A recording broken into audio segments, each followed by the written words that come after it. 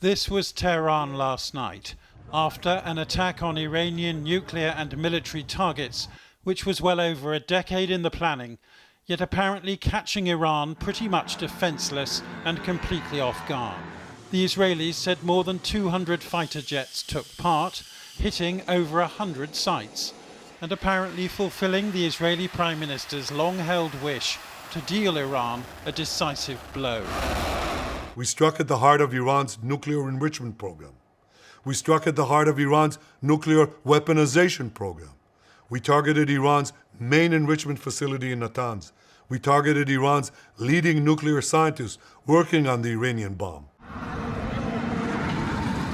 Explosions could be heard here at Natanz, though how much damage has really been done will depend on Israel's military capacity to bomb deep underground. Behind me, you can see the location targeted by enemy missiles, says this reporter, who heard the first explosions at around 4:15 this morning.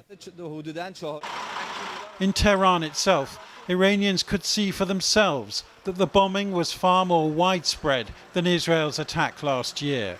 The Islamic regime arguably looking weaker in the eyes of its own people than it ever has.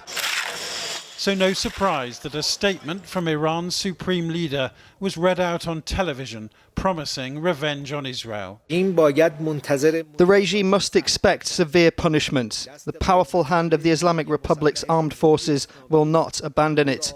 With this crime, the Zionist regime prepared and will receive a bitter and painful fate. In Jerusalem, the sirens sounded after the Iranians launched their drones, about 100 of them, according to Israeli officials. All defence forces are working to intercept threats. It is important to follow the Home Front Command's instructions. They save lives. The main airport in Tel Aviv is now closed until further notice, and the Israelis say there's been a call-up of tens of thousands of soldiers. But on the ground in Iran itself, Israeli officials say their Mossad spy agency has been involved in a series of sabotage operations. The head of the army, Major General Bagheri, was the most senior officer killed, top of the most extensive Iranian assassination list the Israelis have ever targeted in a single operation. Among them, Hussein Salami, head of the Revolutionary Guard, who was filmed in an underground military facility earlier this year. And this is Feridun Abbasi, according to the Iranians, just one of at least 6 nuclear scientists killed overnight. To mark this attack's significance, Prime Minister Netanyahu prayed at the Western Wall in Jerusalem just before it began. This operation will continue for as many days as it takes. I want to thank President Trump for his leadership in confronting Iran's nuclear weapons program. He has made clear time and again that Iran cannot have a nuclear enrichment program. Today, it is clear that Iran is just buying for time. It refuses to agree to this basic requirement of peaceful nations. That is why we have no choice but to act. Last night, President Trump made it clear he knew an Israeli attack was in the planning. Mr. President, how imminent is an Israeli strike on Iran? Well, I don't want to say imminent, but it looks like it's something that could very well happen. The Americans will welcome this strike on an alleged Iranian ballistic missile site. Mr. Trump saying on social media today that he'd given Iran every chance to make a deal over dismantling its nuclear program, and that the next attacks could be even more brutal. The question now, though, is whether the Americans will be drawn into a war Mr. Trump says he would love not to happen. For protesters in Tehran today are calling for retaliation, and a wider conflict will depend on the extent of the revenge Iran now takes, either on Israel itself or on Jewish targets elsewhere. After a night of humiliation, the regime will find it hard to live down.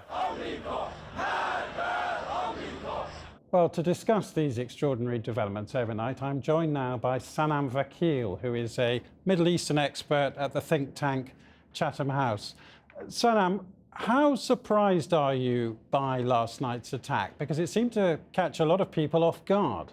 Certainly surprised by the scope and scale of the attack. There was foreshadowing a few days prior, but this definitely comes at a really dangerous moment, really also because Tehran and Washington were planning to meet in Oman this Sunday for a sixth round of negotiations. And I think for the time being, this very much throws the diplomatic track off course. But was this threat that Benjamin Netanyahu, Israel's prime minister, has talked about, was it as imminent, the nuclear threat, as he claimed that it was? Because obviously that's what he's saying in order to explain why it happened. I don't think it was an imminent threat, but there was, from Israel's perspective, a really clear opportunity to build on the really damning report released by the International Atomic Energy Agency a few days ago, a real clear window to strike Iran while it was perceived to be weak, and also to try and scuttle the diplomatic negotiations that Netanyahu was never in favor of. And the US president, who was very frustrated, it appears, by Iran's feet dragging and unwillingness to come to a quick deal, clearly greenlighted it.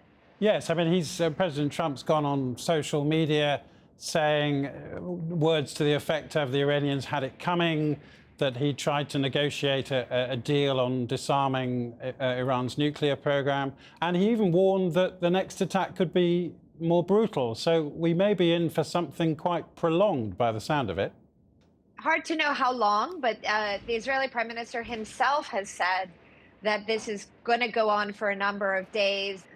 So if Israel is trying to make a meaningful effort at really setting back Iran's nuclear progress, it will have to continue to hit Iran hard. And I think there is a strategy here where if Iran overplays its hand, if it strikes American assets in the region, the United States could pile in too, and this could very much become a difficult conflict for Iran to extricate itself from.